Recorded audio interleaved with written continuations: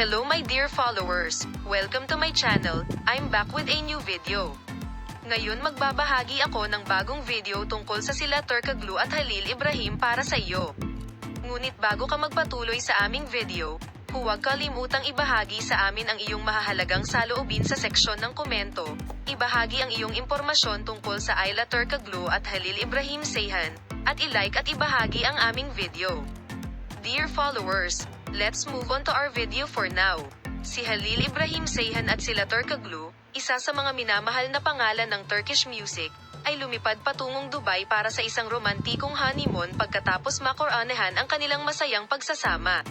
Pagkatapos ng mahabang relasyon, sina Halil Ibrahim Ceyhan at sila Turkoglu ay pumasok sa mga kamay ng mundo. The point where their marriage was welcomed with great happiness by their fans and lovers, they are now experiencing the excitement of their honeymoon in the enchanting atmosphere of Dubai.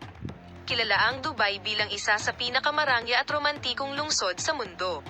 Mas gusto ni Halil Ibrahim Ceyhan at sila Turkoglu, namumukod tangi ang lungsod na ito bilang perpektong pagpipilian para sa honeymoon.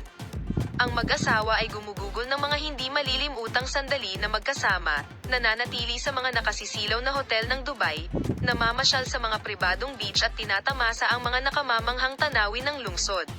Sa kanilang honeymoon, mas tumitibay ang pagmamahal at pangako ni Halil Ibrahim Ceyhan at sila Turkoglu sa isa't isa.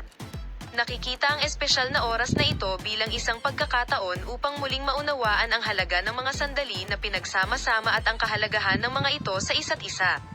Ang maningning at romantikong kapaligiran ng Dubai ay nagbibigay daan sa mag-asawa na lumikha ng mga hindi malilimutang alaala.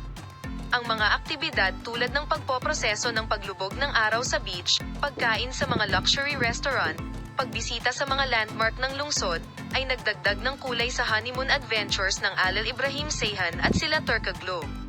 Salamat sa panonood ng aming video, sana makita ka sa mga bagong video. Bye!